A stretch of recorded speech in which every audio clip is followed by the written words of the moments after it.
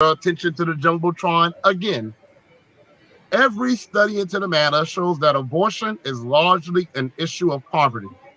The majority of women of all races, but especially Black women, who are the most likely to be impoverished, say that the reason they're getting an abortion is because they cannot afford a child. Why is it that we cannot afford a child? Is it has anything to do with us not having our wealth, having the lowest income, us losing our land, which for Black Americans is the primary source of wealth? Instead of these leaders trying to address the issues that lead to Black American women getting abortions, their answer is to just fight to make abortion more accessible. Now, why would they fight to make abortion more accessible instead of fighting for reparations, which would give us the wealth we need so that we wouldn't feel the economic hardship that we currently experience that pushes our women to feel they need to get an abortion and that stops a beating heart and that stops a brain wave from a fetus that is over 5 weeks old? So I just want to put that out there as reasoning for my platform. I'm going to summarize it again. One, of a Black family of four, the 19 million Black babies aborted since the 1970s, every fourth member of every Black family would have been aborted. Two, it's lessened our political power and our political representation. Imagine all the majority Black districts we could have had if we had not aborted 19 million of our sons and daughters. Three, it also leaves us at the mercy of these other groups who are getting abortions, but nowhere near as many as we are getting. And four, not demonizing the woman that get an abortion, but we need to eliminate the circumstances that lead to Black women having the highest amount of abortions. And that is largely poverty and a lack of wealth and low socioeconomic status. And reparations does that. So with those, that being the case, I have decided that for my platform on which I am campaigning, and I speak to South Carolinians all the time. South Carolina is not California, for those who might think this is an unpopular position. South Carolina is a more conservative, quote unquote, Black state where a lot of the Black people here, especially in regards to abortion, tend to have, I guess, more religious views. That's probably in which they base their decisions. Mine is based on the science and the data. So that's all I wanted to say about that. And now we can get to your questions. Rella or Nas, I'm not sure if you have anything else you wanted to say. I still don't know. Thank you, Marcel. I went ahead and I put up the link for the donor box in the Jumbotron. So if you guys love what you hear and you definitely want to get involved and stay involved, please be sure to hit the donation box. We are trying to get Marcel in position so he can represent us in Congress. Thank you so much, Marcel. Do you want to go ahead and start taking questions? Because we do have people in the... Yep, I'm ready. I'm ready. All right, let's get going. So please keep it respectful. Remember, this is recorded for those of you guys who need to know. And here we go. Hi, Shada Lane. How are you? Hey, Marcel, how are you doing? Marcel? I'm doing well. I'm doing well. And Shada Lane, just real quick, something else I want to say, y'all. I know there are people who might differ from my stance in this issue, and do not be afraid to express that. I am not a person who seeks a safe place because my people don't have any safe places. So if y'all don't have any safe places as people who are not running for office, then I don't need to at all either when it comes to my policy. So yes, Shailene, I'm ready to hear your question. I don't so much have a question as I have a quick statement to make, if that's okay. That's fine. All right. I'm a New Yorker, but Marcel, as you know, I support you, and I just love you. I just want to say, if anybody is wondering how we can go about supporting these women who decide that they do want to have their children, I've been a lay volunteer for a religious organization for over, I would say, since 1996. I started as a gardener at a church, and then found out that they were going to be turning their building into housing for homeless women who wanted to keep their babies. I just want to say that in the white community, one of the things that's done, which you don't really hear about it a lot because there is such a anti-abortion stance in New York City. These women are housed and taken care of for 18 months after they have their children. Jobs are found for them. Babysitting credits are gotten for them through public assistance. Those are available. And these women are supported for as long as they need it. What I mean by that is people donate clothes, diapers, food, furniture, you name it. These women are not left off to the side. And I'm not saying that all the women who are taken care of are white.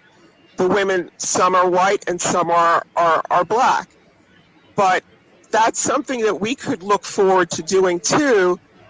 And I honestly would be willing to move to whatever state needed that kind of assistance in setting up an organization like that, because I have so many years in doing that. My life has been spent, any of my donation dollars have been spent supporting these girls for me, because I don't.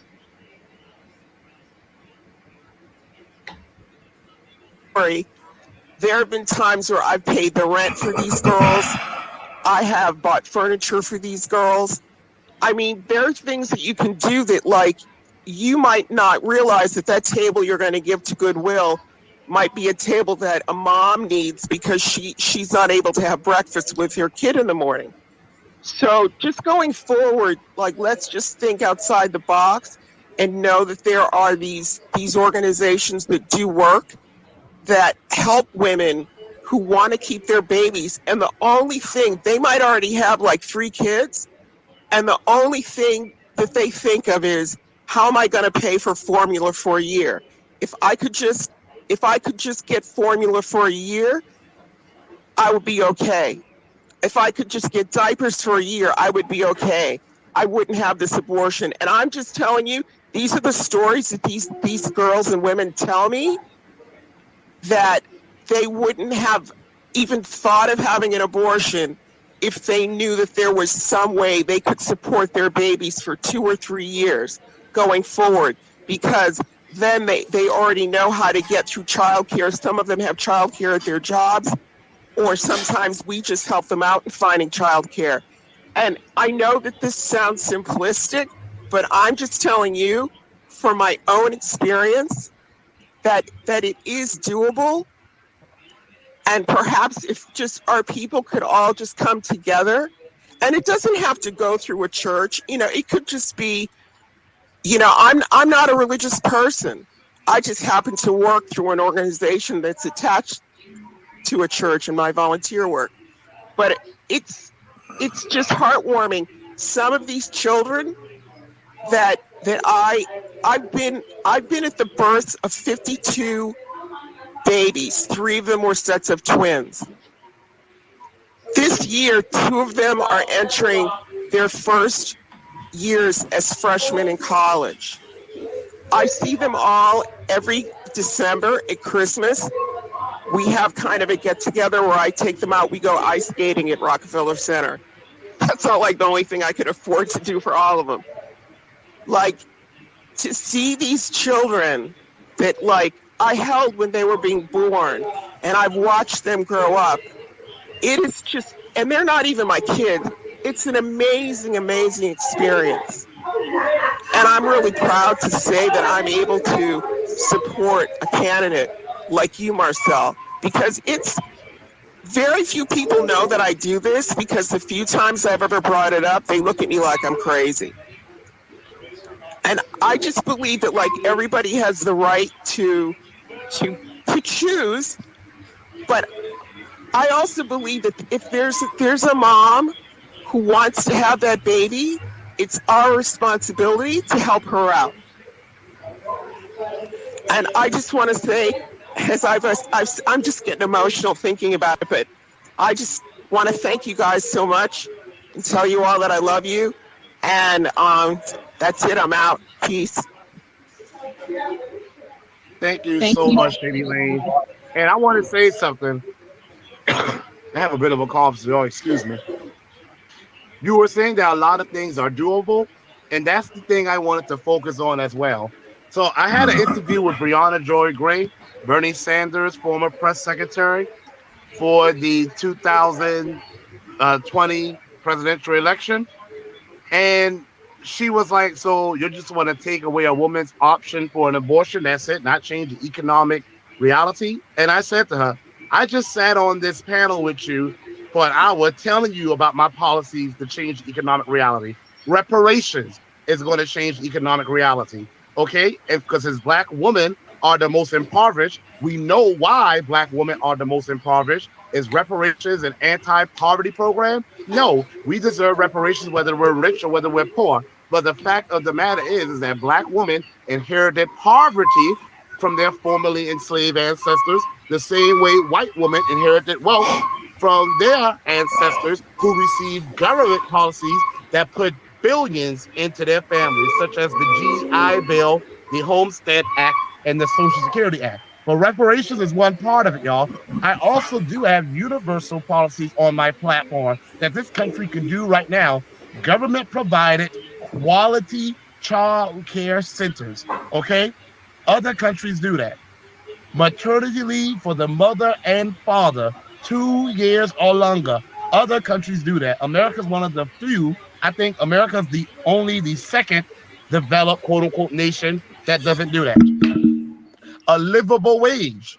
And I say livable wage, not minimum wage, because if I say a minimum wage of $15, first of all, y'all, $15 stopped being sufficient in 2000. Let's be very honest about that. But let's say I say $25. $25 here in South Carolina is okay, actually. $25 in most parts of California, you're still getting poverty wages.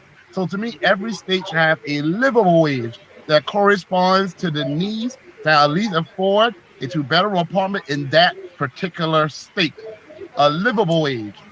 I also am going to have schools because we also know of 49 million Americans, overwhelming majority are children, struggle with malnutrition. If schools can get USDA grants to provide breakfast and lunch and a snack at my school, we have extended days, then they can provide dinner as well, not just for children who qualify, but for their parents as well. Trust me, I've been a teacher for almost 20 years. When I tell you that's the only meal some kids get, I am not exaggerating. It really is. So childcare, mental health services, social workers who are going to work with families before they get into a crisis. As an educator, I have seen DSS called on many families. That's usually after the family is already underwater in a crisis.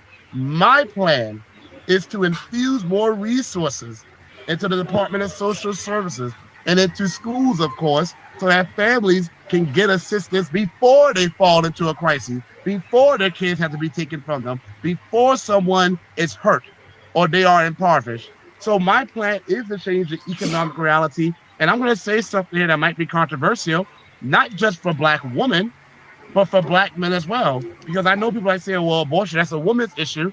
I actually don't agree with that because a fetus is the product of a Black man and a Black woman. So really, another reason why Black women cite for getting an abortion is an unplanned pregnancy. If a Black woman is married, the far less likely she is to get an abortion, or even if she's planning to be married, according to the research. Why is it that so many Black women are unmarried? Well, we know about mass incarceration. Ding, ding, ding, ding, ding. We also know about the importation of crack, the crack epidemic. What is not talked about, which we've started talking about now, is the impact of immigration, whether it be legal or illegal. The higher the level of immigration in the community, the lower a Black man's wages, the higher his incarceration and unemployment. Now, is that saying it's immigrants' fault? Absolutely not.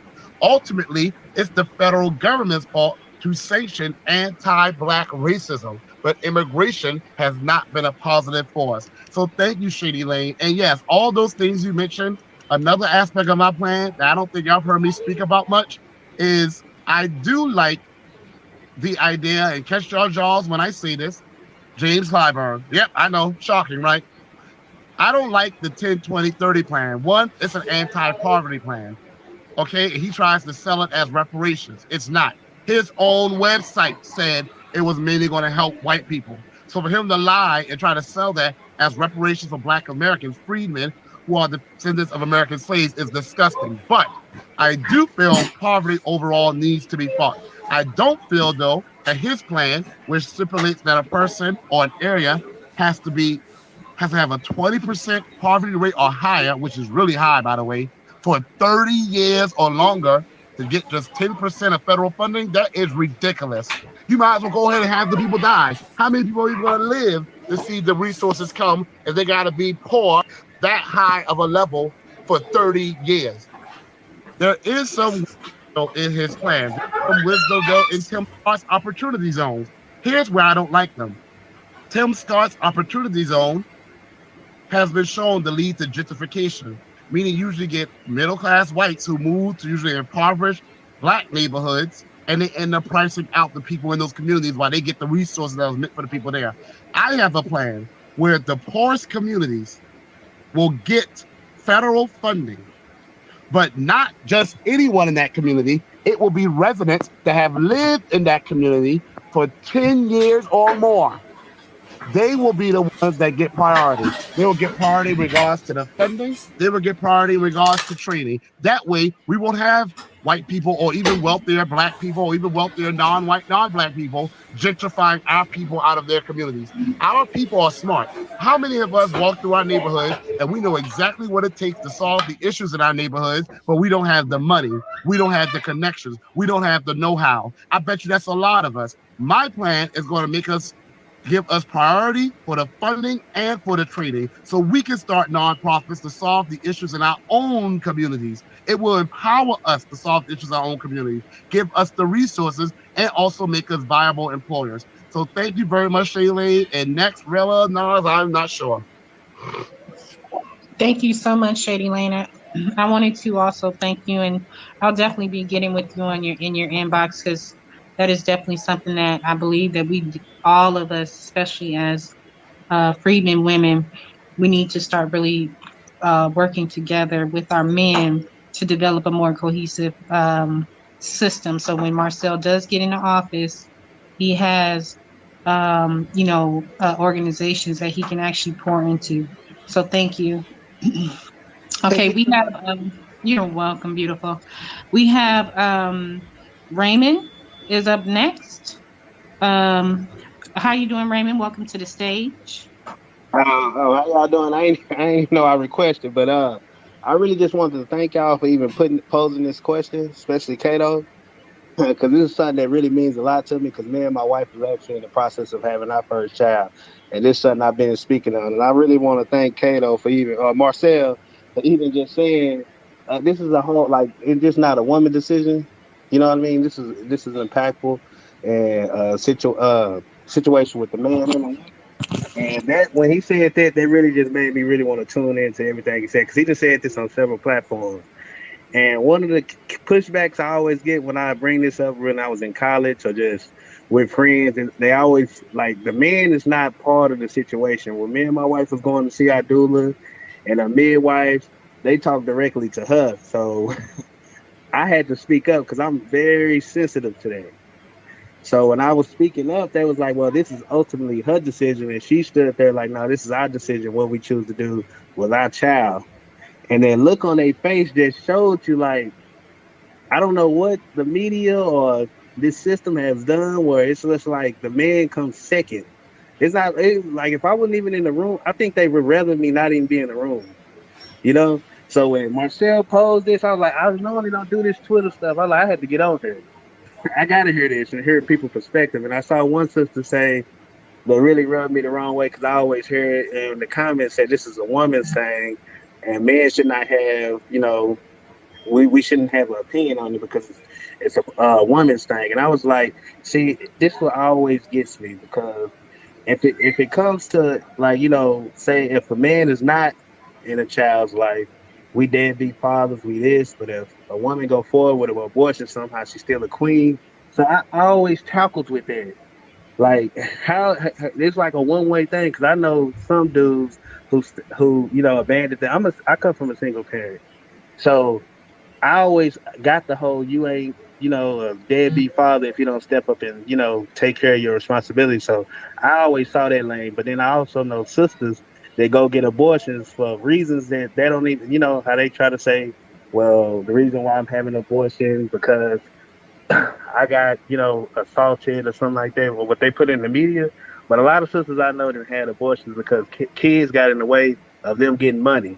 So when I pushed back on that and was like, that's not no clean behavior. And you just as foul as people stepping out and not raising their children. You taking away opportunity and a blessing. So I always want to hear like a different perspective, someone that can explain to me why is it that men get criticized for not stepping up and raising their kid, but somehow a woman is still adored and treated like queens.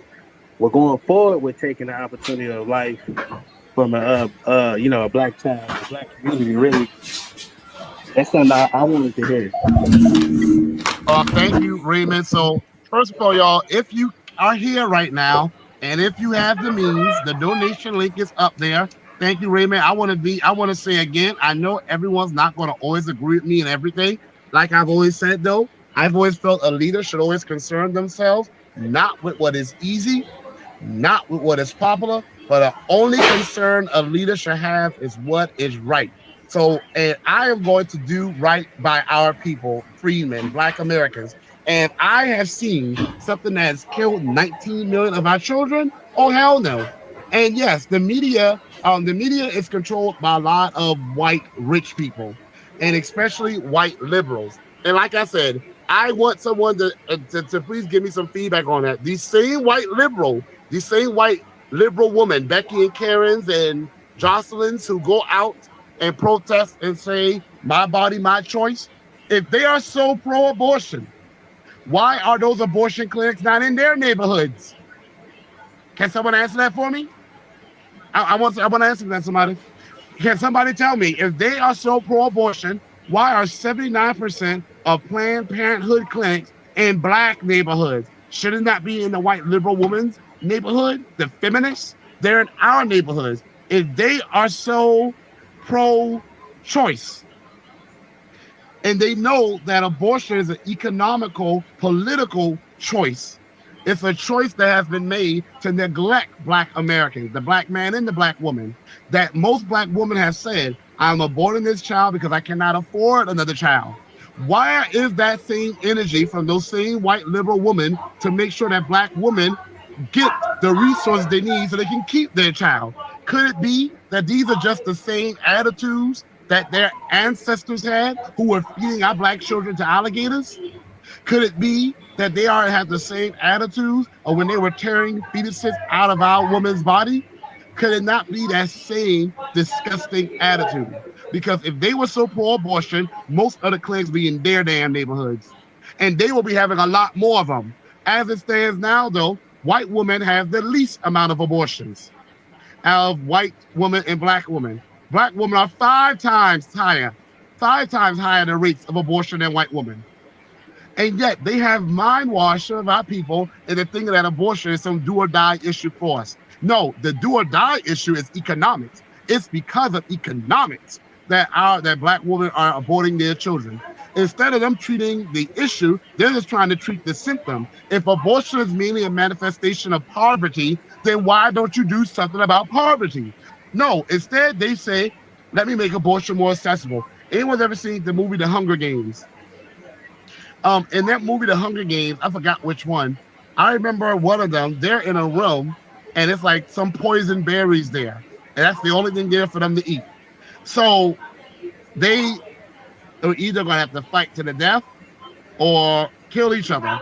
So they both were like, hey, we're going to kill each other. Of course, it was stopped my thing that illustrates what this country has done to the black woman and the black man. Because yes, I do. The fetus is a product of the black man as well. They pretty much put us in a room with no resources, and they say, well, since you're poor and you're suffering, take these poison berries and die because you're poor. Instead of saying, well, how about we do something about the fact that you're poor? I'm not going to give you these poison berries so you can kill yourself. Let me help you get out of this poverty that's leading to you wanting to eat those poison berries. There's something to be said about that. And Raymond, congratulations. I'm not a father. I hope to be one day. That's a whole other issue. But I'm glad to hear. Congratulations to you and your wife on your first child. And I do feel that the man's voice does need to be considered more. I know that's not saying that because look, there is the other side of the coin, y'all. My father wanted my mother to abort my second oldest brother. You see? So it ain't always the woman that wants the abortion. Sometimes it's the man. Sometimes men are for abortion too. Because my father was dead set on my mother aborting my second brother. And my mother absolutely refused. So it can't be about, that's why I always say to y'all, it can't be about the woman's body. It can't be about the man's body. It has to be about the beating heart and the brain waves of the fetus that is a body, that is a phase of life within that woman's body. That child doesn't have a say in whether they come or not, but they're living. When an abortion happens, a heart stops, brain electrical activity ceases. Those are scientific facts. If you commit a crime against a pregnant woman and you damage or kill the unborn child, you get charged for what you did to that pregnant woman and for the unborn child. So if it's a crime, then it should, to me, be unacceptable to do something to that unborn child in any circumstances outside of some. But I know I have others up on stage. I don't know who was next. Thank you for that, Raymond.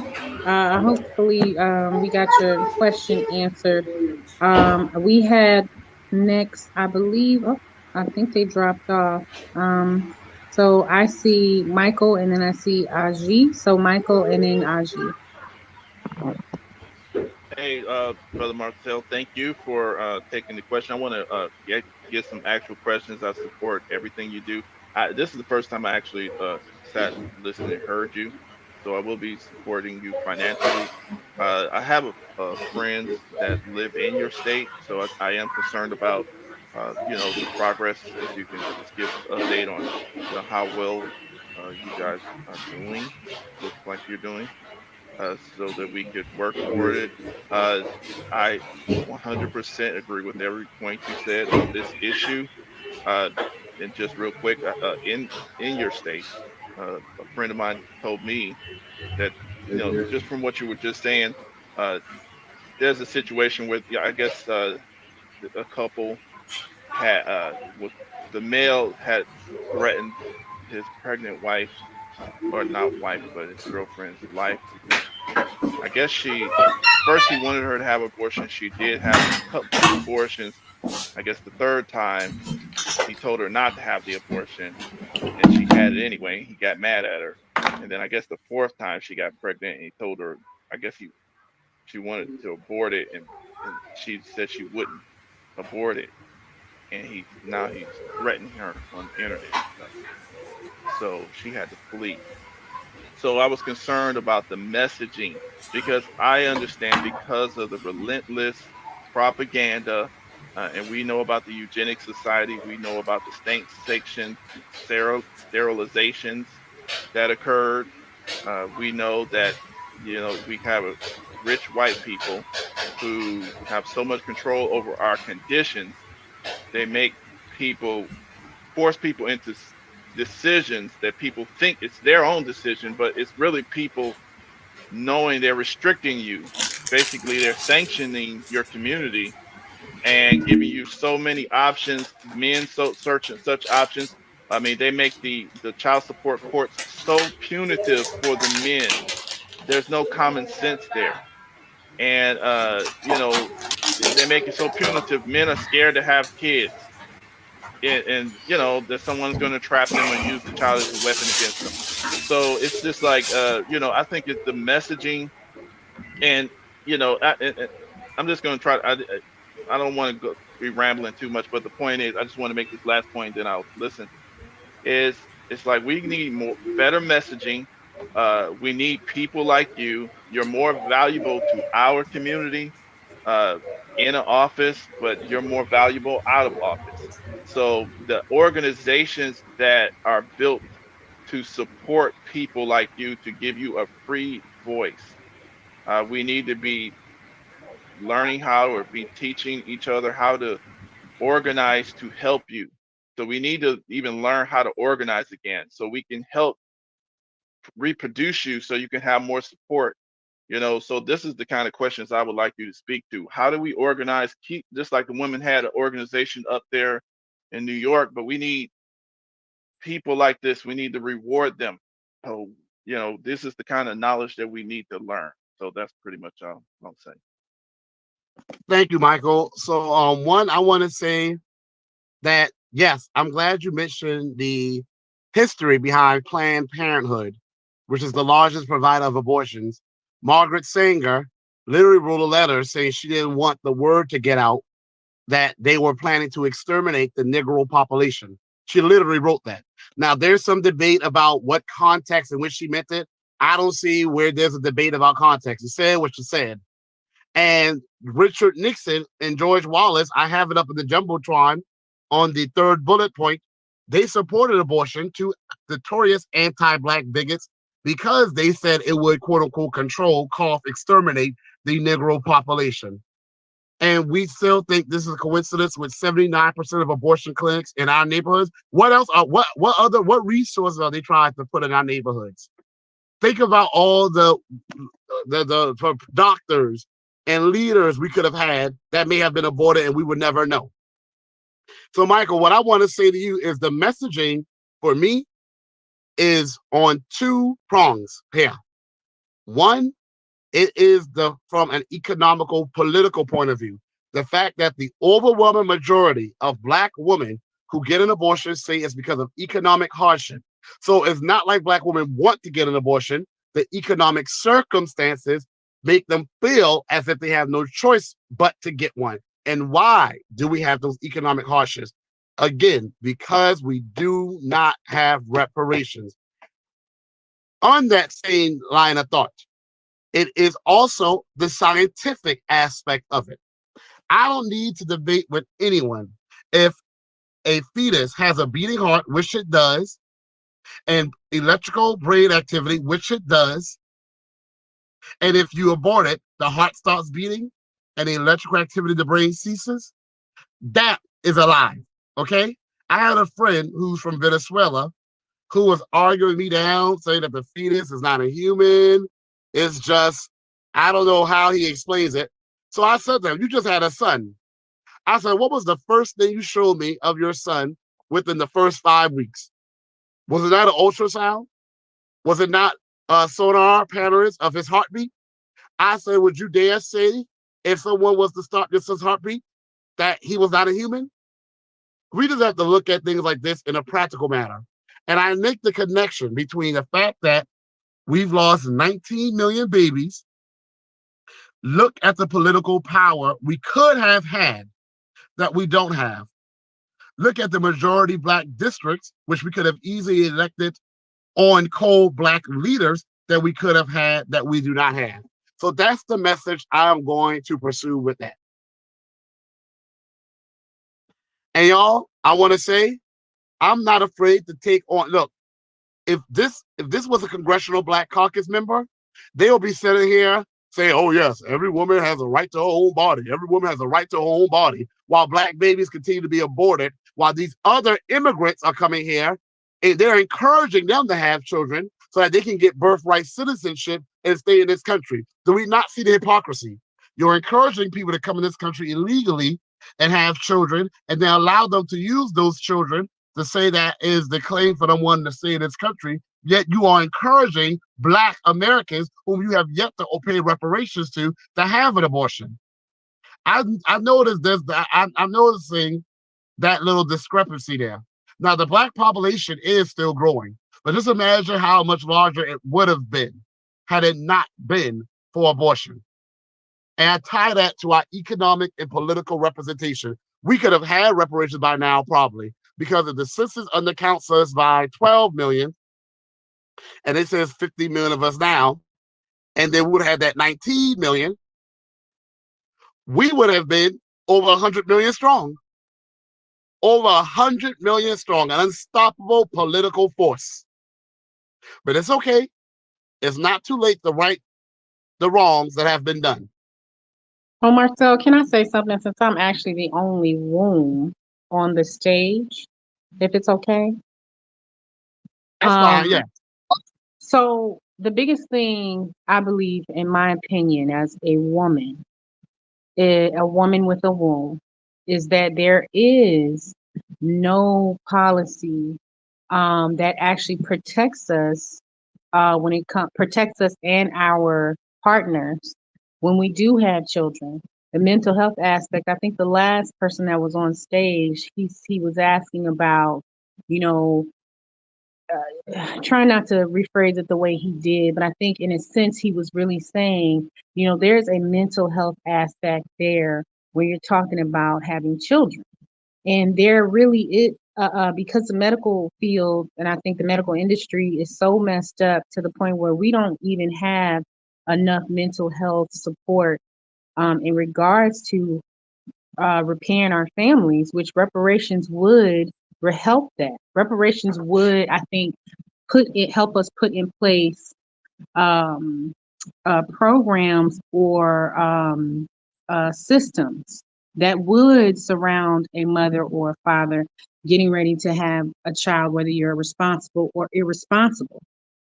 Because financially, you'd be able to pay for a lot of the programs that a lot of large Black American families cannot afford. And that is a big deal. Mental health is a really, really big deal. So I wanted to say that, especially as a woman on stage with a womb, that I am definitely for a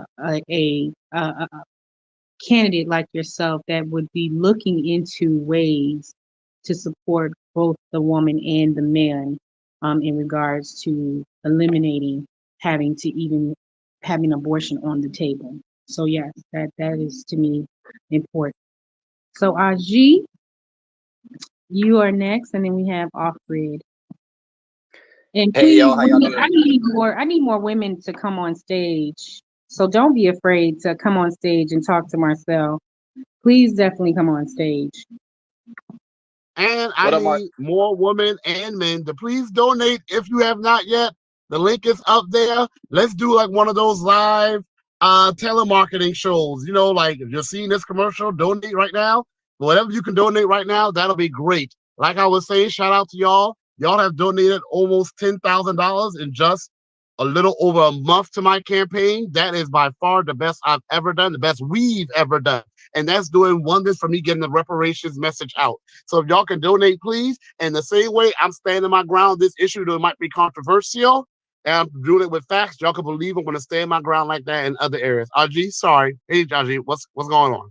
What's up, Marcel, man? My name is Ajay, y'all. And Marcel, yeah, I listened. This is like one of my first times talking into like one of these spaces. It's really cool. I didn't even know Twitter had this thing. But Marcel, I'm like not a super conservative, but I would definitely fall under conservative. But I agree with so much of what you're saying, right? Like it's crazy because we have, I wouldn't say polar opposite views, but it seems like our views are so much in line. It's just to conquer these issues stands in between us. So I just have a first question to you basically about the did he fall into the matrix? Yeah, you did. I'm sorry, yeah, Ajay. I'm sorry, Ajay. We can't hear you. If you log out, if you go out and come back, try it now. It sounds better. Go ahead. Does it sound better now? Yes. Hello. Okay. Hello. Does it sound better? Well, go out and come back in. As soon as you come back up, we'll just. I can hear him now.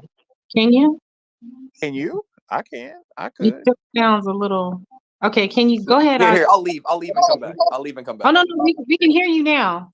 I don't know what's going on. My Wi-Fi is tripping. But yeah, Marcel, like I was saying, I don't know if y'all heard that, but I'm a conservative, and I actually DM'd you, Marcel, and you gave me like the whole platform, and I agree with a lot of the stuff you're saying, man. And like I was saying, I think what we differ at is the means to the solution, right? Like how we get there to the actual solution. Because I mean, reparations are great, but it's like it's just the same thing like lottery winners, right? If you like, just because someone wins the lotto doesn't mean they're mentally rich. So it's like how do we get to the because I agree we need to have more funding in the Black community, definitely. And but I don't know if giving people just financial money would actually make a difference, because money is just money, but unless you change, then you're going to be broke. So that's why 70% of people who win the lotto are broke. Most people in the NFL, after they get out, go broke. It's because you have to instill habits. So I want to know what's your take on reparations going straight to people's bank accounts, and how do we build on that and actually allow people to keep the money, and not only keep it, but increase the money, invest the money. You know what I mean? So what's your take on that? Well, one I want to say is that reparations is not giving us anything; it's paying us what is due. And the example of the lottery and NFL players, those people get income. Okay, they get income. There's a difference, as I know you know, between income and between wealth. Wealth is usually referring to assets that appreciate, and wealth can refer to things like stocks, your bonds, land, things of that nature. So reparations is going to have direct monetary payments, because it is, just as I say, it's a payment for unpaid wages. Right here in South Carolina, there was a white guy. Y'all can Google it. White guy says black guy in South Carolina. The black guy had some mental um, challenges, and he had to pay the black guy all the unpaid wages. But then a federal court intervened and said, not only are you going to pay him for the unpaid wages, you're going to pay him for lost opportunities, you're going to pay him for emotional trauma, you're going to pay him for physical trauma, and you're going to pay him plus interest. Now, if that can happen because a guy was enslaved for like a year or two, how much more so should America, the same federal system that is saying to this white guy, pay this black man for all you've done to him, how much more so should they not take their own advice and pay Black Americans who are freemen, the sons of American slaves, for all the wages that our parents lost? I also want to say I disagree with the thing about giving people money and behavior needs to be changed. If anybody's behavior needs to be changed, it's not Black Americans. We weren't the ones lynching and burning down towns and rioting. That wasn't us. So if someone's behavior needs to be changed, it's another group of people, but it's not my group. It's not my people. Giving money actually does work. Again, we're not being given money, but it actually can work. It sure worked for white people when they were given land in 1781 underneath the first Homestead Act. It worked for white people again when they were given land underneath the Homestead Act of the 1800s, in which they got 10% of what is now the modern day United States. Over 60 million white families traced their wealth to the Homestead Act. It worked for the GI Bill when white veterans were given health care, were given free college tuition, were given a guaranteed home loan and business loans. It literally led to 14 million white Americans becoming doctors, astronauts, lawyers, political scientists, and more. It worked with the Social Security Act. It worked with the Japanese Americans who got checks for just being interned for a few years. It worked for the Jews who are still getting checks for the Holocaust happened for 14 years. Black Americans went through 260 years of chattel slavery, 100 years of government-sanctioned anti-terrorism, and even though that legislation has been rescinded, we are still living through its legacy. The reason why the poorest areas are usually the blackest areas is a legacy of Jim Crow and redlining. The reason why Black Americans have the lowest wealth, even though we are the ones who built the nation and have been in this nation longer than any other ethnic group on average, is because the same way those white Americans inherited wealth, land, homes, and even slaves once upon a time from their ancestors, we inherited poverty and terrorism from this federal government that has yet to pay us. So I respect what you just said, but I disagree with it completely, because Black Americans have done nothing wrong. When we had nothing, we built Black Wall Streets. throughout this nation. But I want to be clear, even if we were nothing but hoodlums, even if we were running around causing chaos, we would still be owed reparations. There is no law, there's no rule saying we have to be good people in order to be owed money. No one asks whether those Native Americans and Japanese Americans and Jewish people killed during the Holocaust were good people. They just said a wrong was done to them and they deserve compensation. We, however, have been exemplary. We fought for this nation that fought against us. We built the Black Wall Streets. We invented things for which we didn't even get credit that we are still using today. So our behavior is fine. The behavior that needs to change is the behavior of the people running the federal government. And that's why I'm going up there. Marcel, I think you got misconstrued of what I meant by behavior needs to change. I didn't mean like race in general. I meant like when you don't have money or don't have a lot of money and then you get a lot of money and your changes to sustain and keep that money, you're just somebody with a broke mentality or not a like just a you're what I'm trying to say is your mentality has to match what you're getting. You see what I'm saying? So I'm saying I'm not saying I'm against reparations.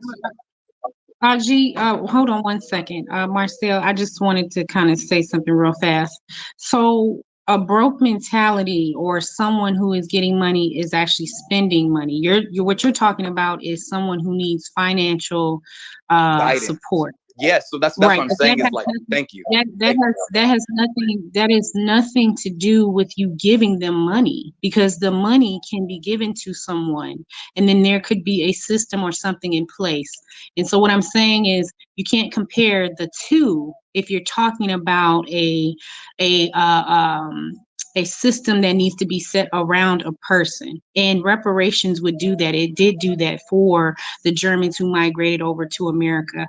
As a matter of fact, the soldiers, the Black American soldiers that went to fight in the war, World War II, were not compensated.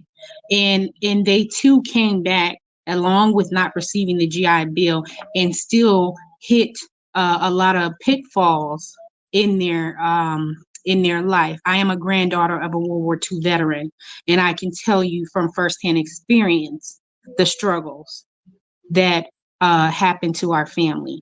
And reparations would have cleared that up. And I am a descendant. So you can't compare the two. But if you want to have a financial or economic conversation outside of this space, I think we could do that. But abortion versus Black Americans, I think that is the question. No, brother, this is something I want to say. So, RJ, no one asked white people no one made white people take financial literacy tests when they were given billions of dollars of land, when they're given legacy admissions, when they are given billions from the GI Bill, the Social Security Act, labor unions, pensions.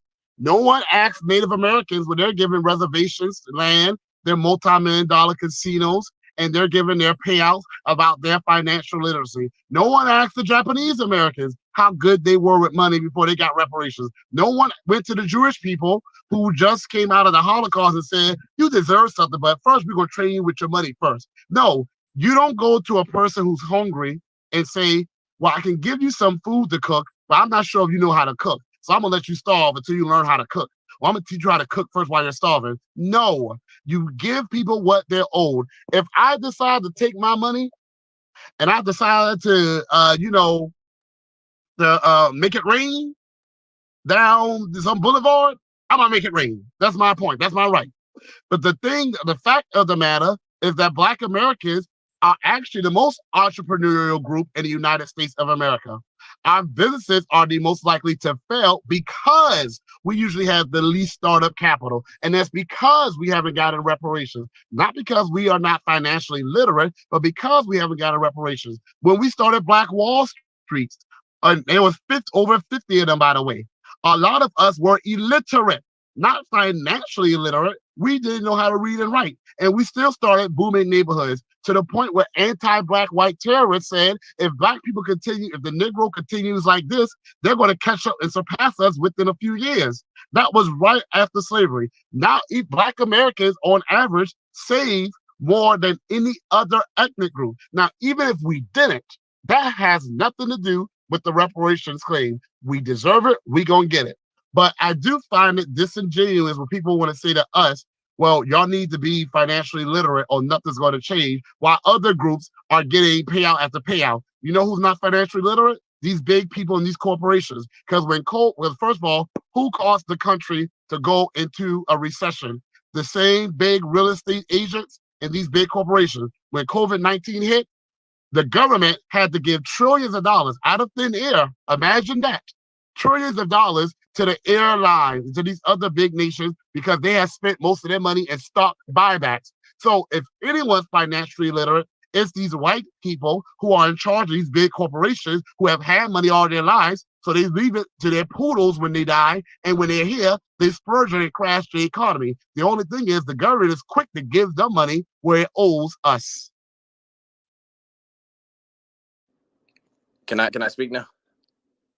All right, Rella, is it okay if I respond, or do you want it to be only about abortion? Well, this is the discussion on the jumbotron. Let us come back to you, Ajay. Let us come back to you. Amen. 10-4. Okay, so off grid, welcome and thank you for your service. I see you are a military veteran. So No, actually, I'm not active. You're active. I'm sorry. No, I'm not military at all. Oh, okay. I was just looking at your picture. So sorry. Well, thank you for being on the stage, and shout out to the veterans anyway and all of the active military members. Go ahead, dear. What do you have to say? Okay, thanks for having me on. I just wanted to add, because the abortion topic is something that's very, very dear to my heart there. But first of all, I wanted to touch briefly on the reparations discussion. I was listening to Marcel, and he had some excellent points, and I pretty much agree everything what the brother said. Definitely reparations are definitely owed. A lot of people that are anti-reparation aren't quite aware, or they don't know recent or past history, that reparations have been paid by this country to numerous other people, including the Native Americans. We've got reservation land, tax-free casinos, Japanese Americans who were imprisoned during World War II. Obviously, everyone knows the Jewish people received tens of billions of dollars in reparations money, which I venture to say probably has a lot to do with their position as far as wealth in society right now. Also, many people are not even aware that a lot of the descendants of the Holocaust are still receiving reparations money to this day. Look it up. That's a fact. So my point isn't so far that we should get reparations. That's kind of obvious to everyone. I don't want to get into a debate about it. This might be another subject that we might want to have another talk from. My only issue is that I don't think that it would ever happen for a number of different reasons, which it would take me a while to go into, which I'm not going to go into right now. But I wanted to also comment briefly on the abortion thing, because that's something that I think that one is not very known. Obviously, the media does not want to talk about these statistics as far as abortion and Black people go. But I wrote an article about this not too long ago, and when I saw this topic, I wanted to jump on. I was talking to my father, and my father is like in his 70s, and I had presented this to him, and he was even unaware of this. And I said, Black people have been 13% of the population for the last 50 years. How is that statistically possible when, obviously, if a Black person procreates with someone of another race, the way that society views that person is another Black person. So how is that statistically possible? And this is factual as well. Black people are the only race in America, the only race in America that their population percentage is staying the same. That is a fact. Now, how is that possible? When a Black person procreates with an Asian person, that person is considered a Black person, and vice versa, with a white person and so and so. So how is that possible?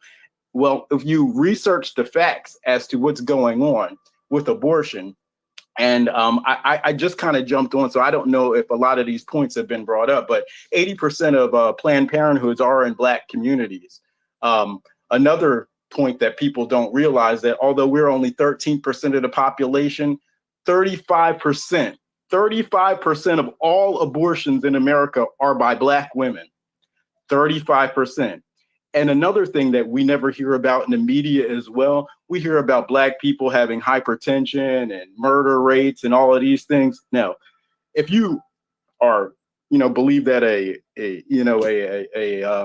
embryo is a human like I do, is a live person. If you consider that as a fact, then abortion is the #1 killer of Black people. The #1. Factually, 1 in 3 Black babies are terminated. 1 in 3. So I think that this is a very interesting statistic that I believe is purposely hidden from us. I believe that our population, and when I just jumped on, I believe I heard a brother say this, that not for abortion, our population would be a lot bigger. We would have a lot bigger representation, in this country. So that, I think that's something that needs to be brought to light. These facts and statistics need to be aware. More people need to be aware of this. So I just wanted to add that point. And that's pretty much all I have, guys. Thank you so much. Thank you, Off the Grid. Yes, I actually brought that up about like 79% of Planned Parenthood abortion clinics being in Black neighborhoods. And yet you got the white liberal feminist allies, quote unquote, saying abortion is a woman's body, woman's choice. And yet, if they are so pro-abortion, then why don't they have the majority of the clinics in their neighborhood? Why is it that white women aren't aborting their children as often as Black women? And we know the issue is poverty. They know the issue is poverty. Every study shows it. Why are we in poverty? Because we don't have reparations. So why is it that those same white women are not fighting for us to get reparations so that Black women won't feel that they have to abort their child instead of just trying to make abortion more accessible? It's almost like putting us in a room, starving us, and saying, here's some poison berries. So if you get hungry, just take it and kill yourself, instead of trying to feed us to get rid of the issue. Now, that being said, I don't agree with that 13% statistic. We all know that's BS. They always say the Black population is still growing faster than average. On average, Black women still have like over, like almost 600,000 babies a year. And that's even in light of abortion, which is ridiculous. And I also want to say the abortion has gone down drastically among all groups, even though Black women are still the highest. But we also know the census undercounted us by 4 million in 2010. And now preliminary data is showing they've undercounted us by 3 times as many. So that's 12 million. So I don't believe in that 13% number. However, that doesn't negate the fact or take away from the fact that abortion has been absolutely awful for our political power and for our representation. So I agree with you there. And like I said, if these white women want abortion so damn bad, then put the clinics in their neighborhoods. We can't get resources. We can't get reparations, but they can put abortion clinics in our neighborhood. And I don't see how any of us cannot see it. And I tell you what's disgusting. I've read several articles. They said, well, if you ban abortion, more Black women are going to die from childbirth mortality. I'm like, oh, hell no, they didn't. The issue is not abortion. The issue is finding out why Black women are dying giving birth to children in the first damn place. You don't say, well, either you kill your child or you're going to die giving birth to your child. You make it so I can give birth to my child and live. So they're not even trying to deal with the issues that lead to Black women wanting to have an abortion because they don't mind us having an abortion. And I don't see how any of us cannot see that. Oh, please donate if you haven't, y'all. Please donate. The link is up there. It is the first bullet point. Whatever you can donate, if you see it right now, please donate right now. You'll be surprised what even if all of us give just a little can do. Y'all have donated over 10,000. We're close to 10,000. We're getting there. So thank you. Thank you, Marcel. So we are going to go ahead and go to the next speaker. We have a beautiful lady on stage. Her name is A Sister. Welcome. Hey y'all, Marcel, I just donated to your campaign. I actually ran to you a couple of days ago and all the hoopla with the reparationist movement and everything like that. Not hoopla, I mean more so about y'all know the group that had about 40,000. Anyways, I've only been in the room for about 20 minutes. I reside in Texas. I am a descendant of child slavery myself, a descendant of freedmen. My people are from East Texas, Juneteenth, whole nine. Okay, so that's where my feet are planted. And when I saw the title Abortion versus Black Americans, I kind of knew where the conversation was going to go, but I would like to go another angle if y'all would allow me. Definitely. Speak your piece. One of the ramifications that we're dealing with within our Black community, and while we're dealing with all this generational trauma, we're dealing with a lot of mental health issues. And I often, and I'm going to go anecdotal and then I'll talk about some numbers. I often see the vulnerability of Black women within our own community. And I'm talking about young Black girls. I'm talking about teenage girls. I'm talking about just Black women in general. I see their vulnerability. I see young Black girls just walking around, and it should be safe and it should be okay. But then I also know that over 25% of Black women are experiencing some type of sexual molestation or sexual assault in their lifetimes. And that's just the ones who are saying something. And I mean, if we're just going off just basic data, most people that experience that are doing it's happening from people that they know. I also want to bring up the fact that, so yes, we're talking about the vulnerability of Black women within our own community. And then I also want to bring up the lack of sexual health education that is offered to Black people. I think as an educator myself, I think that's one of the main things that I notice is that due to poverty, due to not having a lot of opportunities given to you, you get bored, let's keep it real, and children are having sex at a very young age with no type of sexual health education around them and not able to make sound decisions. So this is where you get babies, and baby after baby after baby. So I understand the population argument. My concern, especially as somebody that's living in Texas and understands what it's like to have the choice of an abortion ripped from you.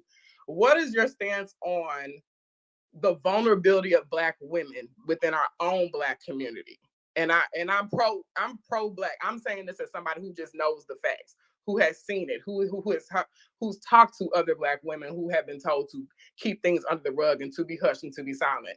Don't those women deserve the opportunity to have a choice about what they want to do with their bodies? Don't they deserve agency over their bodies? That's the angle I would like to ask you about.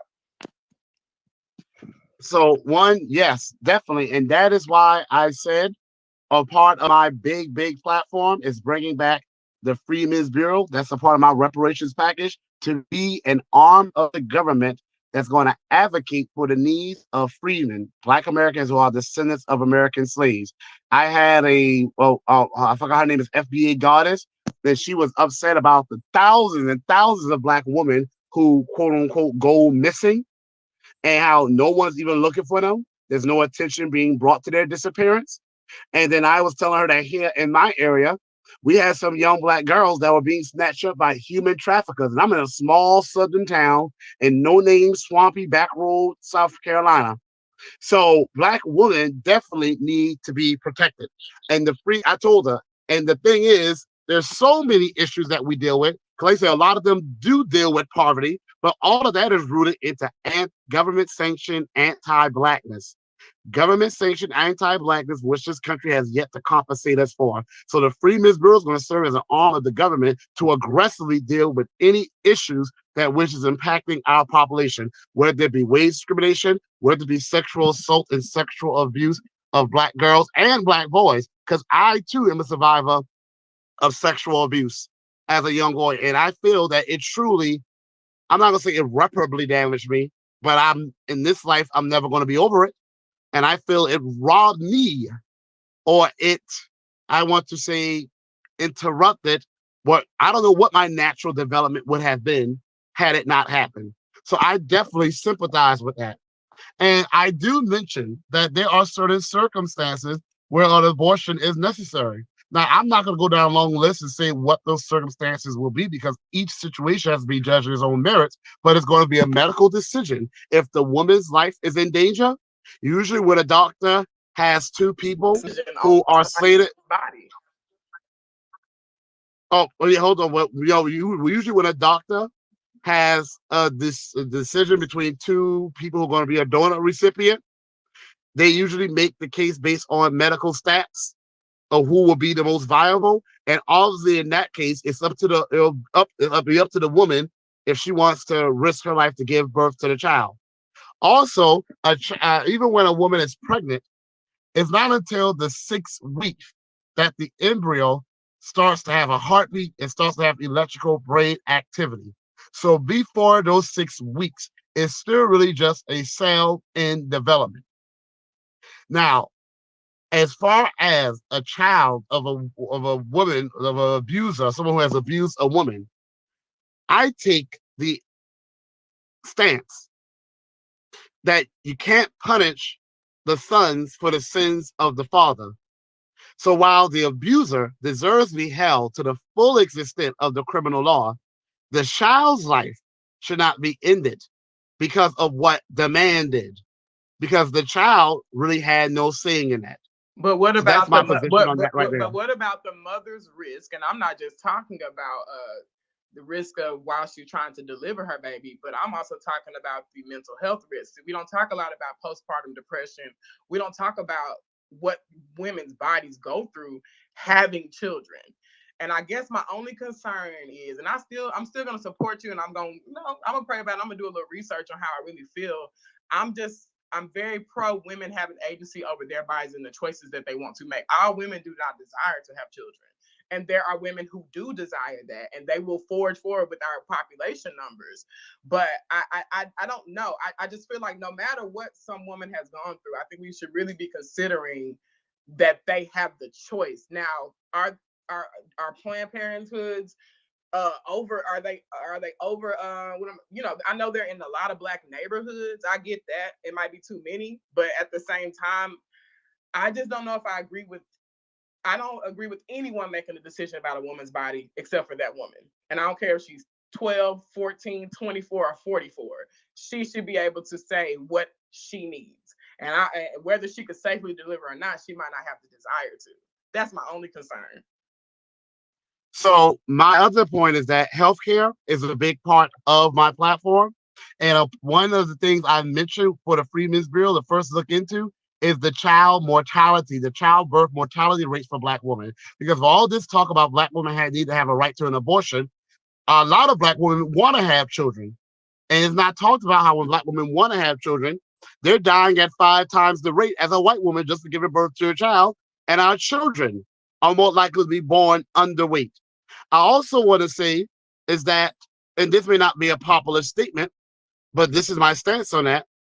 I completely respect a woman having the right to choose over her body. Say we have a man choosing over his, but the fetus doesn't get the opportunity to make the decision for its body.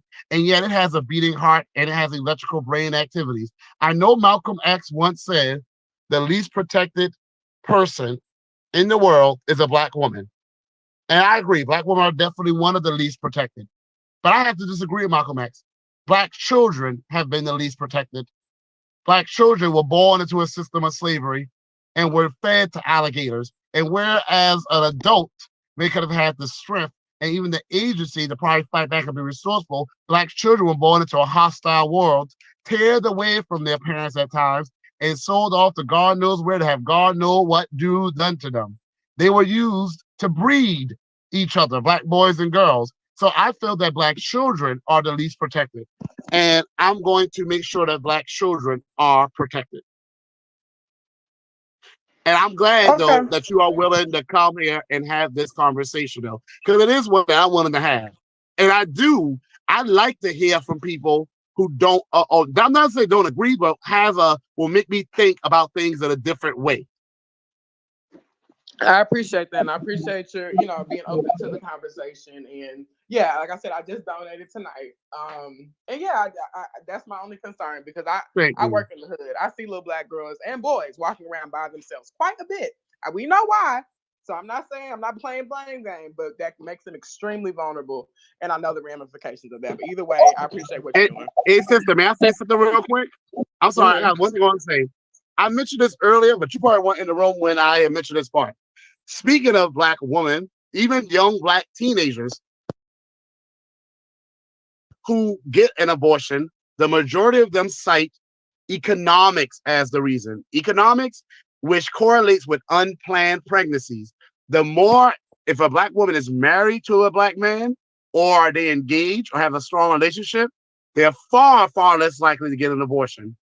And why is it, though, that a lot of Black women and Black men are not married? Well, we know mass incarceration, but check this out. For all men, white men, I don't know about Asian men because they weren't mentioned, Native American men and Black men, men are more likely to marry based on their economic circumstances. If a man feels he can provide for a family, he's more likely to marry the woman. If he feels he cannot provide, he will not marry, even if he has children with the woman. That's not just something for black men, y'all. That's for men, period.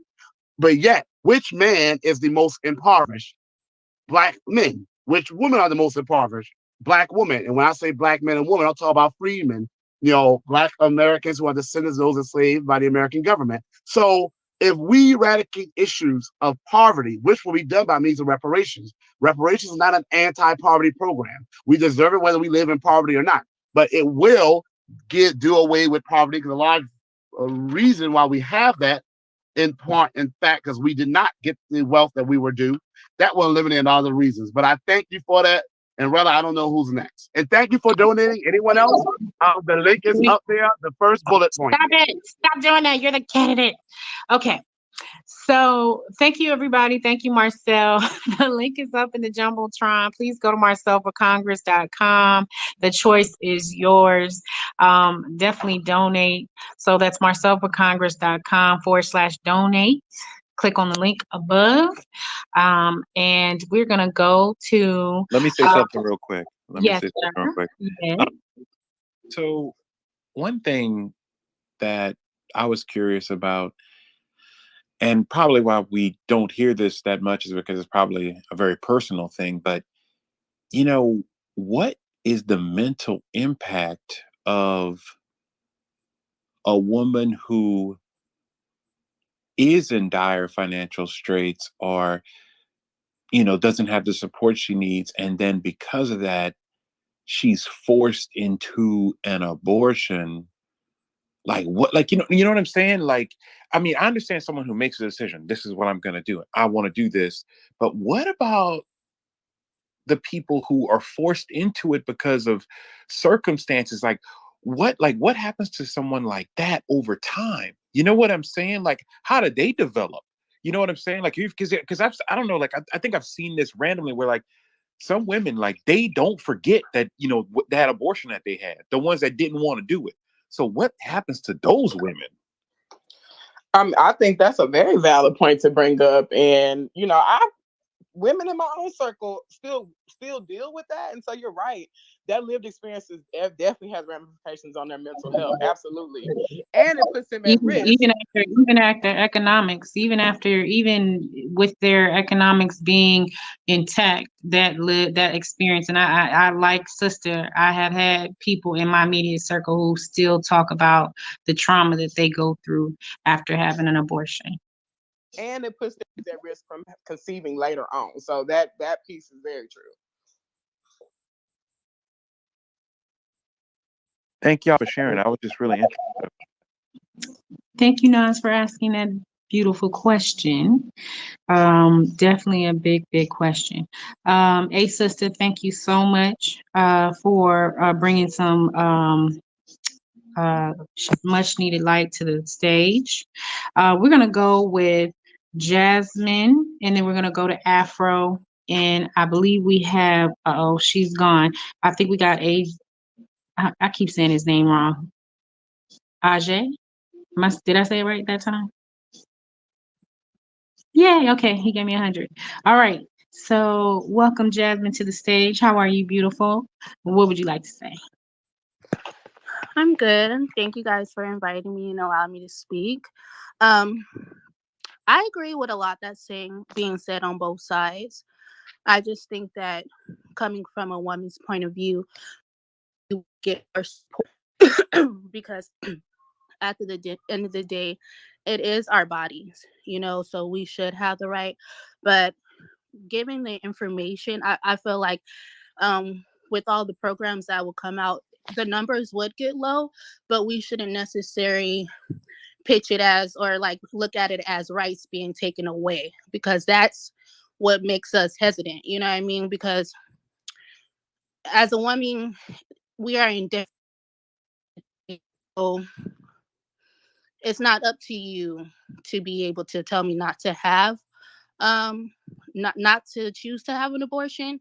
And like, let's be realistic, back in the day before abortion was even legal, women were going back doors harming themselves trying not to have babies, you know. So I think that safe abortion should always be available, you know, because like if they want it, they're going to get it in a desperate situation. I feel like if presented with facts about like the agenda behind abortion, against the Black community and the history, but also telling women like it is the truth. Like I feel like sometimes it is coddling, like when you say you're not murdering a baby. I feel like it is murdering a baby at a certain point, you know, in the pregnancy. But although I do feel like women should have the right, I feel like we should also be truthful when we're presenting the right. Like, you know, like as a child, this is your decision because that is their decision. You know what I mean? But I love the movement, and I feel like we just like have to understand it's multifaceted, the issue. But with more information and resources, the numbers will go down. And with more truth and just focusing on balance, where women don't feel like our rights are being taken away, but are also being like, because I feel I've had women who had abortions who regretted it, and I know who had it, and they're happy that they made that decision, and I don't want to take that away from them. But I do feel like it should be limitations. Like, let's say you didn't had 3-4 abortions, why does that keep happening? I don't think that should be allowed, you know, because I know that also happens too, where girls have, like, it's birth control. It's not birth control, but I feel like with the program, and the programs, it will make it better, but just focus on not taking away rights, but giving more resources and information. So yeah, that's all I had to say about it. For that, Jasmine. And I just want to say that I'm actually going to expand rights. I want to make sure the Black man is protected. I want to make sure the Black woman is always protected. But I also want to make sure that that Black child in that Black woman with a beating heart and electrical brain activity who had no say in whether it wanted to be here or not. And like I said, it starts on the 6th week is when it finally starts to get a heartbeat and electrical brain activity. That when an abortion happens, and I remember, I don't know what this was. It was creepy as all. It was creepy as hell to me.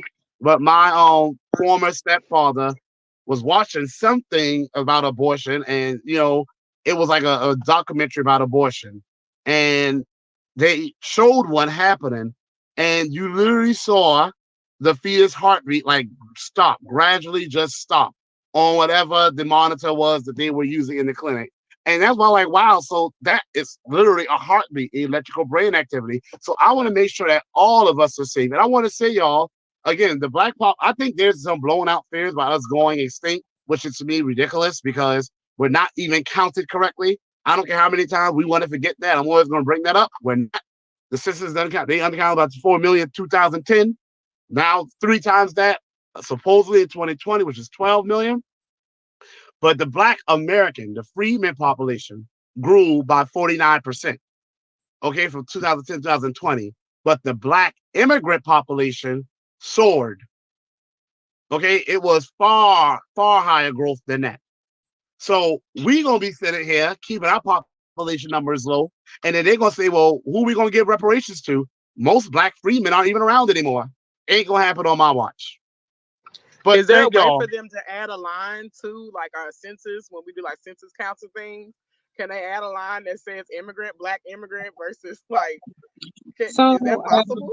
So I actually worked for the census, this past census, and what it is that we are not told how to properly fill out the census, and then there's a stigma in our community that I found of Black people who did not want to fill out the census. So I did run into that a lot. People were angry and thought that it really was dealing with gentrification, in which some of it does, I'm pretty sure. But at the end of the day, that probably could be another space that we can talk about that, because a lot went into that. And there's a lot that we need to know when it comes to the census. So let's go to. I just wanted to say real quick that I agree that we do need to protect Black children, because I think that they're being sought out heavily.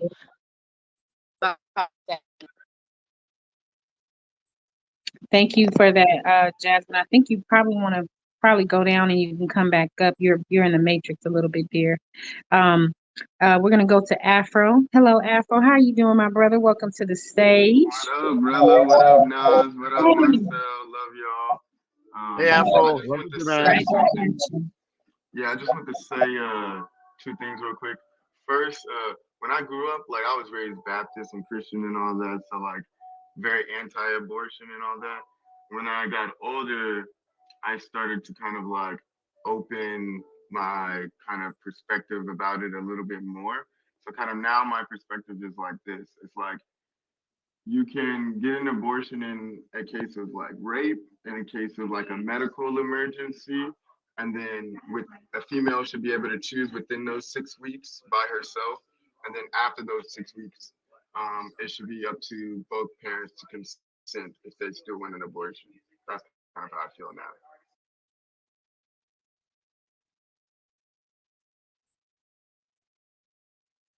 Thank you for that. Marcel, did you want to respond?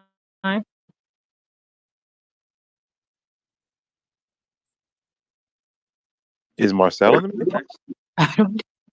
Well, until he comes back, I'm going to give a quick shout out to the room. Thank you so much, everyone, for sharing.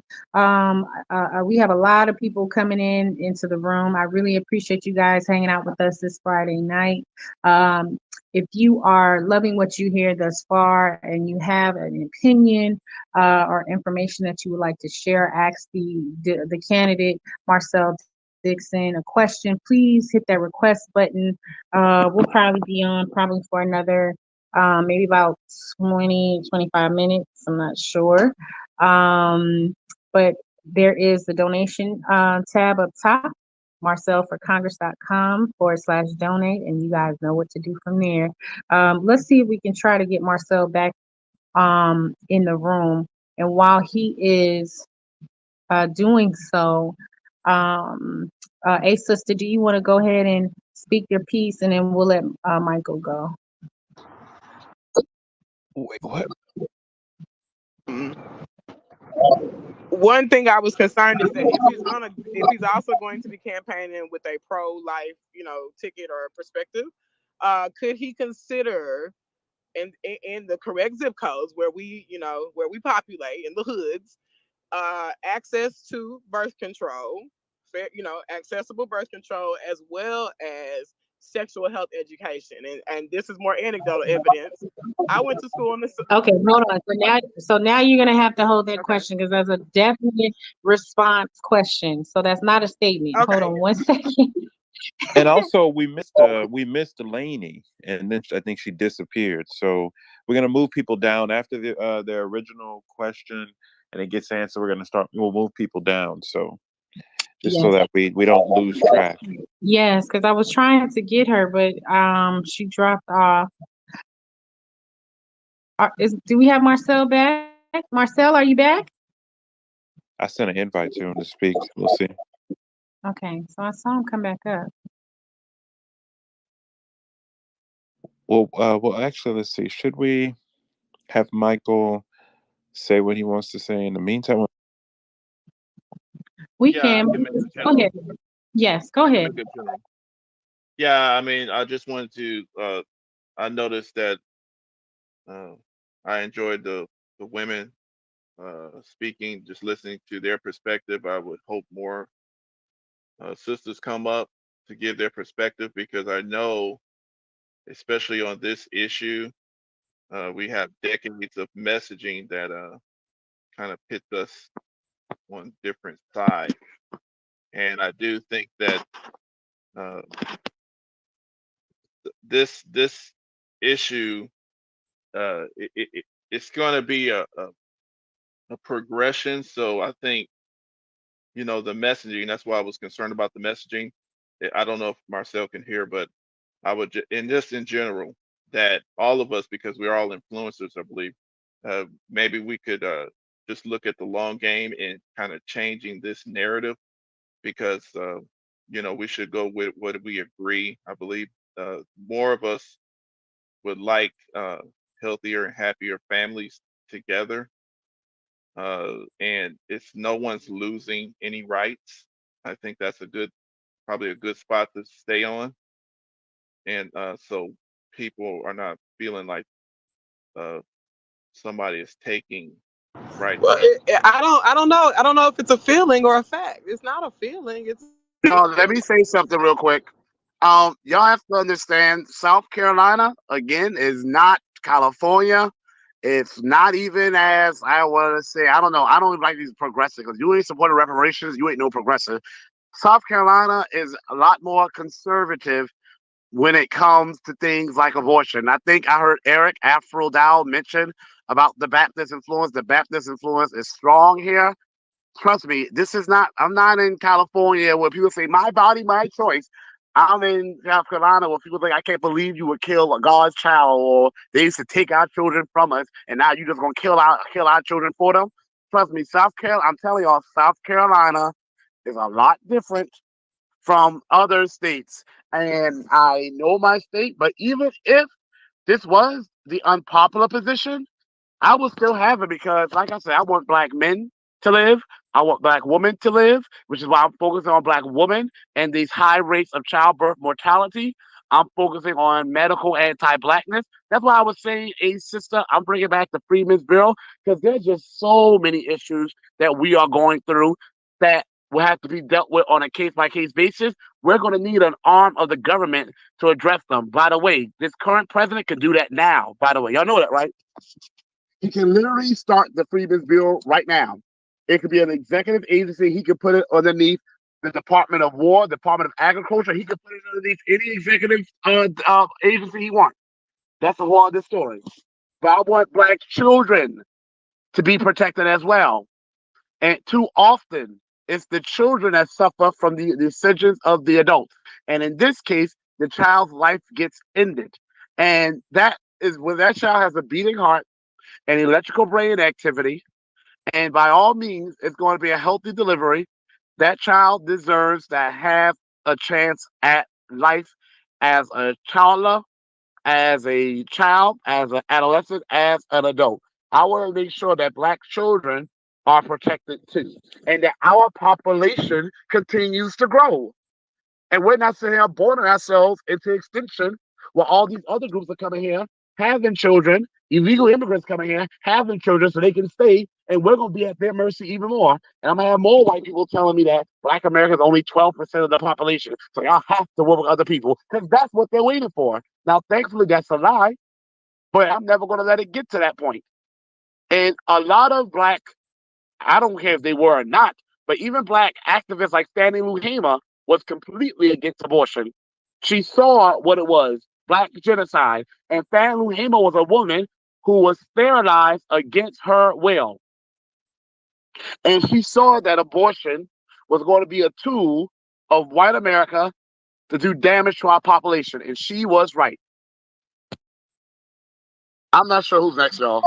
Hey, brother, Okay, don't so forget to donate. Let me. I just want to finish my yes, statement. sorry. Then Go I'll ahead. come Go down. ahead, Don. Yes. No, Oh, Michael, I'm sorry. Go ahead. yeah, and I was just also showing asking Marcel, like, is there any agenda to uh educate or put in resources to educate families who to encourage adoption, other options? Like I said, just I'm really concerned about increasing options uh, to to as far as in education to Black people to be able to care for these children, because I know that's a big concern. And then I'll drop down here. Of course, a part of my platform for thriving communities is that we have community driven public safety. And what that means that when we as Black Americans, freemen, get our land back and we have the wealth, we have our communities, we are going to police our communities. Because my great grandmother went through this. She said when her grandparents died, who were my great grandparents, she said that some white family wanted to take them. And the black people, the black community said, no, we got this. And she lived between Beaufort and Savannah, Georgia, being raised by those same poor black people in those two Sea Island communities. My point, the thriving communities, and I mentioned this earlier, Michael, that's going to put resources in our hands so we can enact the things that we know our communities best need. A part of that will be family planning, not aborting a kid and calling it Planned Parenthood, which is really just eliminating the option of parenthood for Black people, but true family planning and resources to support those families. Thank you for that. Okay, we're gonna go with Donations. G1. Oh, we're gonna go to the Jumbotron above, Marcel for Congress.com. And remember, /donate. And we're going to go to the next speaker, G1. G1, you have the mic. What do you have to say? Yeah, I just want to say I really appreciate this conversation. I love you. I want to thank Nas, Rella, Marcel. This is probably the most pro-Black and positive conversation I've heard in spaces in a long time. And there's nothing more pro-Black and radical than protecting Black children. You know what I'm saying? And it's not just children, but the placing them and putting them in conditions where they can not just survive but thrive. And so I just love it, and I really appreciate it, and I thank you guys, and I love you all for having this space and putting this messaging out there. One of the things I did want to say is that this system of white supremacy has a way of taking and marketing Black death and destruction to us in ways that we end up taking that the propaganda or the messaging, and we end up being the champions of our own death and our own destruction. And I think they've done a masterful job in this particular issue of getting us to champion the death of our children and agreeing to it. And I don't know, and it happened. It's not just this issue. We see it in we see Black death and destruction. We see it in the entertainment industry, in the music industry. We see our own people, being the biggest supporters of killing each other. And I don't know. Is there a method? Is there a system? Is there something that can be done to look at all the different areas where there are things that hurt us, that destroy us, that that these systems can be identified. I don't know if it's studies or research that we can look at the ways in which they do it, and then have some counter messaging or some organization that can counter the narratives. But yeah, this is a big one. There's a Black genocide that's taking place where a lot of the people who are supposed to be here fighting with us and locking arms with us, they're not here right now. And so I just appreciate the messaging, and I'll just leave it there. And there actually, thank you, G1B. There actually are Black quote unquote pro-life organizations, but I want to do something about this pro-life thing.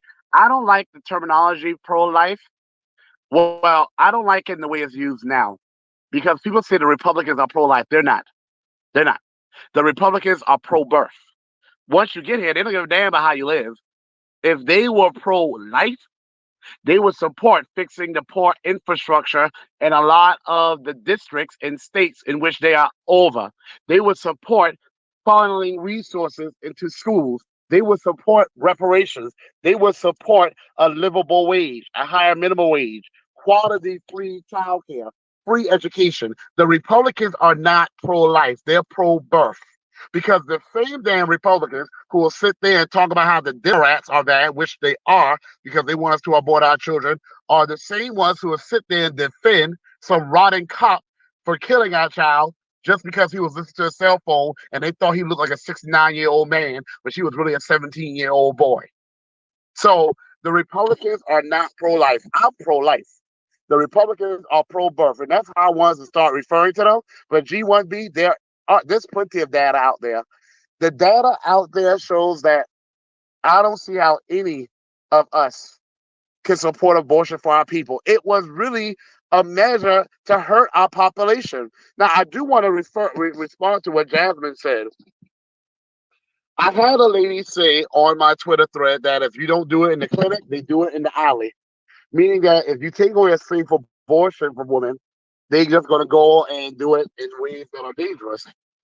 What I asked is, where's the study on that? Because I've done research on that, and Black people, when we're hurting, they don't give a damn. They don't really look up anything for us. So I went to look up prior to 1973 records of Black women being hospitalized because of self-inflicted abortions, and I did not find a whole lot of information there. It seems like before 1973, Black women were having children in large numbers. I want to make it clear, Black women are still having quite a lot of children. I mean, the child birth rate has dropped for every group, but the average Black American woman, that's not even including Black Hispanics, Black American women still have like 550,000 children a year. But before the 1970s, the Black birth rate was booming. Now, I'm sure for those out there that there were women who did procedures to try to do a self inflicted abortion and probably really ended up hurting themselves, or God forbid, even worse. But I haven't seen the data showing that will become the epidemic that people say it would become. That, oh, if you take away abortion, women are just going to go in the alleys and start sicking ingots up themselves to get rid of their fears. Now, I haven't seen the data for that for Black people. So I'm not saying it doesn't happen. I just say if somebody can share the data I have seen that they use to support abortion is saying that the Black poverty rate dropped. Well, the number of Black children living in poverty dropped. Well, yeah, because the number of Black people having children, the Black children has dropped. And the Black children that are alive are living in poverty. The issue is not the Black children being born. It's just disgusting how they try to make it like the issue is Black children being born, not the fact that the Black people are alive are living in poverty. That's the issue. They tried to say that Black women have been able to better take care of the children they currently have because of abortion. That's because of poverty. That's because we don't have reparations. So with abortion, I'm going to treat the issues that lead to abortion while also highlighting the fact that Black children deserve to be protected. And I think, oh, Nard, you got something you want to say? Before I say that, y'all, if you haven't donated yet and you're here, what you waiting for? First bullet point. Oh, no, you finished what you were saying? No, I'm done. Oh, okay. Yeah. So when you were talking earlier, I thought to myself, now imagine if we actually had a real Black media outlet, right? I mean, I'm talking about like where, how you see these documentaries, right? I mean, this is the thing. Like, if one of us just went and made a documentary, we can get it going on a grassroots level. But imagine if we had like a channel, like a normal, like channel, like let's say a CNN type channel where we can do our own little expose type documentaries. Now imagine if we did a documentary on someone like Margaret Sanger. You see what I'm saying? And also doing it. See, this is the thing. See, when the white supremacists and their flunkies do it, if they did it, they do it to where, oh, this is kind of what she did, but damn, look at all these Black women dying in these alleys. You see what I'm saying? When we would do it, we say, no, let's focus on her 100%. This is what she was pushing, the eugenics. You beat them over the head with that truth. And then you talk about what you're saying about, how, 19 million of us are having 17 million gone, and then some other things are brought up too. But the thing is, if we kept it like that, hitting them with the truth, and if all Black Americans knew that, there'd be a major difference. Now, that doesn't mean we eliminate everything, so women can't get what they want to get. But if they really knew, I think some of them would make a different decision. You know what I'm saying? But that's just my thought. No, that's a good idea. That's why we need people like who have access to the media, like Tariq Nasheed does documentaries. I'm not endorsing him. I'm not speaking against him. I'm just saying I know he does documentaries and it has a huge look. I've come home when I was young and I would see my oldest brother and his friends. You know, these are guys who, you know, you're not going to see them in the library, so to speak, but they will be watching Tariq Nasheed's documentary. It'll be like 15 of them up in the living room, complete silence, and you know, just engrossed in what they're seeing. That does need to be done, and we do need our own media. If we had our own media, a real media outlet, not the Black well, the Black Channel News or whatever they call themselves, we would have our reparations candidates like myself, Tamara, Will Somerville. I read that Brandon Dean just recently qualified for the state of Alabama, and I'm sure there's more out there because there's a few. I think there's some others I came across in that room. I believe we will be on the news, but we're going to get there. That's another reason to get reparations so we can have our own resources. So, Rella, if there's no other questions, We had one other question. A sister I wanted to get through all the other speakers, and she actually had a question for you before you went off. But before we go to A sister, I want to shout out again. The link for the donations is marcelforcongress.com/donate. You can also go to marcelforcongress.com if you also want to look up his agenda and other goodies that he has on his website. And make sure you guys scroll through the Jumbotron and look through some information that is posted. Oh, she didn't drop down, so maybe her question was answered. So I think that is all we have for tonight. If there's no one else that wants to come up and ask any questions, please hit the request button. I think, Marcel, how much longer did you want to go? we're at the 2 hour mark, so I think we did good. I just want to stress that anyone that hasn't donated yet, I'm going to go through this everyone on this floor. I'm a sick, and I better see you donated. But y'all, the reason I was bringing this up, I want to just because we talk about immigration. Did y'all see that space? That space that got like over 35,000 people that our brothers did? Wow. But abortion is a threat too. Okay? Immigration is to replace us, abortion is to exterminate us, and we don't seem to give the abortion one as much smoke as it needs. But it's high time we start, and that's why I'm here. No more abortion, deportations, and reparations. And that's it, y'all. Thank you so much, everyone. And we want to Thank tell you y'all. thank you for all of you guys who did donate tonight. Yes, And those a of lot of you you who will did. donate. Yes, thank you for those who will donate and also in the future. And we are also looking for volunteers. We'll be doing some grassroots groundwork coming up here in next month. So if you are interested in stomping the ground with us, please reach out to me in the DMs. Also, you can reach out to Political Black Slingers, Marcel as well.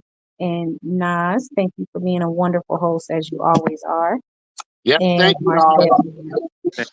I was going to Thank say, you, everyone. I was going to say one thing that maybe in the future, I just texted this to Marcel. We may have to do another one on immigration. And I mean, us three, when we want to, we may have No, to we do. definitely do because a Y'all lot want of to do it? Y'all want to do it tomorrow? let's talk about it because Talk I about probably it should and y'all do. let us know, but we're going to do it. I'm just Okay. saying because that man, listen, that discussion is hot right now, and And I want abortion to get there too, because that's why I'm saying we are waking up to the threat that immigration is, but we are still asleep with abortion because we get into that white feminist talking point. It's a woman's choice. The fetus is a living being too with a body. Okay? And we forget about the political power we've lost. We forget about we would have been over 100 million strong if not for abortion. When you think about our real numbers, not that only 13%, our real numbers in the 19 million that was aborted, who would have had children, so it would have been over 100 million. We would have been an unstoppable force, which we are now already, but even more. So, all right, yeah, y'all. I like the way that you put it. You know, how you said that abortion as well as immigration both parallel each other. One is for extermination, and then one is for replacement. So, that definitely